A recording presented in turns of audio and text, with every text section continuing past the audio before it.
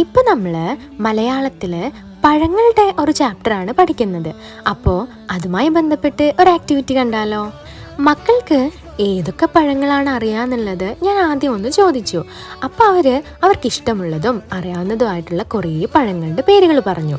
അപ്പോൾ നമ്മൾ അവർക്കറിയാവുന്ന അവർക്കിഷ്ടമുള്ള ഒരു ഫ്രൂട്ട് അവരുടെ നോട്ട്ബുക്കിൽ വരയ്ക്കുകയും നിറം കൊടുക്കുകയും അതുപോലെ തന്നെ അതേത് ഫ്രൂട്ടാണ് എന്നുള്ളത് താഴെ എഴുതാനും വേണ്ടി പറഞ്ഞിട്ടുണ്ടായിരുന്നു.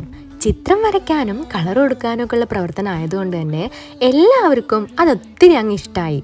അതുകൊണ്ട് തന്നെ അധികം ബഹളമൊന്നും ഇല്ലാതെ എല്ലാവരും നല്ല കുട്ടികളായിട്ടിരുന്ന് അത് ചെയ്യുന്നുണ്ടായിരുന്നു.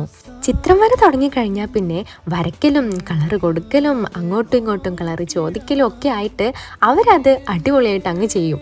ചിത്രം വരയ്ക്കാനുള്ള പ്രവർത്തനം കൊടുത്തു കഴിഞ്ഞപ്പോൾ ഞാനിതാ അവരുടെ കോപ്പിയും ഡയറിയും ഒക്കെ നോക്കുന്നുണ്ട്.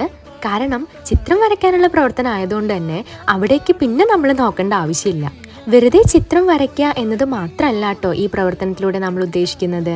ആ ഫ്രൂട്ട് ഏതാണെന്നുള്ളത് അവർ സ്വന്തമായിട്ട് അതിനകത്ത് എഴുതും. ഒരു പിക്ചർ ഡിസ്ക്രിപ്ഷൻ പോലെ അവർ മലയാളത്തിൽ അവർ വരച്ച ചിത്രം ഏതാണ് അല്ലെങ്കിൽ ആ പഴം ഏതാണ് എന്നതിനെ കുറിച്ച് എഴുതുകയും ചെയ്യുന്നുണ്ട്. അവർ വരച്ച പഴം ഏതാണ്, അതിൻ്റെ നിറം എന്താണ് തുടങ്ങിയ കാര്യങ്ങളൊക്കെ അവരെഴുതി. അത് കഴിഞ്ഞ് ഓരോരുത്തരും അവരെഴുതിയ കാര്യങ്ങൾ എണീറ്റ് നിന്ന് വായിക്കുകയും ചെയ്തു. അപ്പോൾ ഇന്നത്തേക്കുള്ള വിശേഷം ഇത്രയേ ഉള്ളൂ.